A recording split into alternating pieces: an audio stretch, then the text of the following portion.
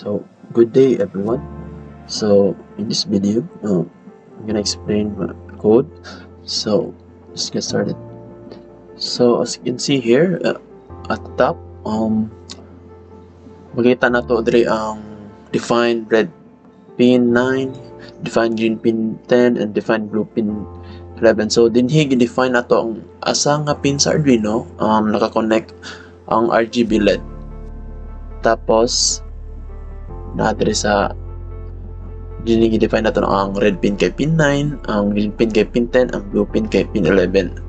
So sa atong function here, we have the void setup. So sunod na diri ang pin mode red pin output, pin mode green pin output, and pin mode blue pin output. So morning setup function dinhi set nato ang pins as output.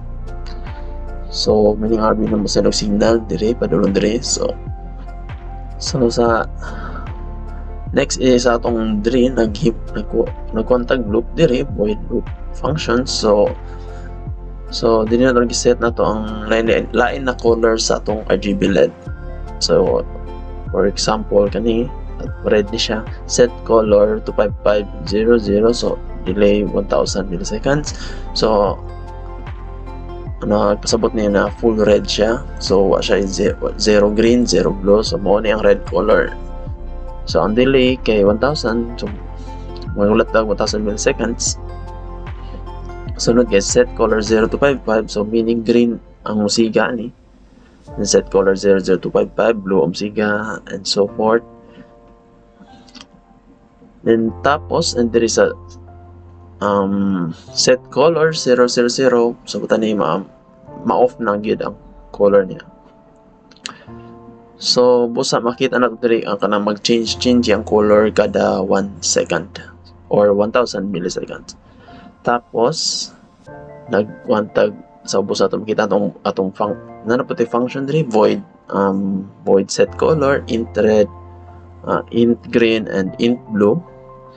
So sunod ani kay analog right red pin red, analog right pin green, and analog right pin blue. So mo ning gigamit ang analog right para mag-control sa brightness nato sa LED gikan 0 to 255. So 0 I mean kay off siya, 255 meaning full brightness. So maoro ta siya. So mao ni akong final output.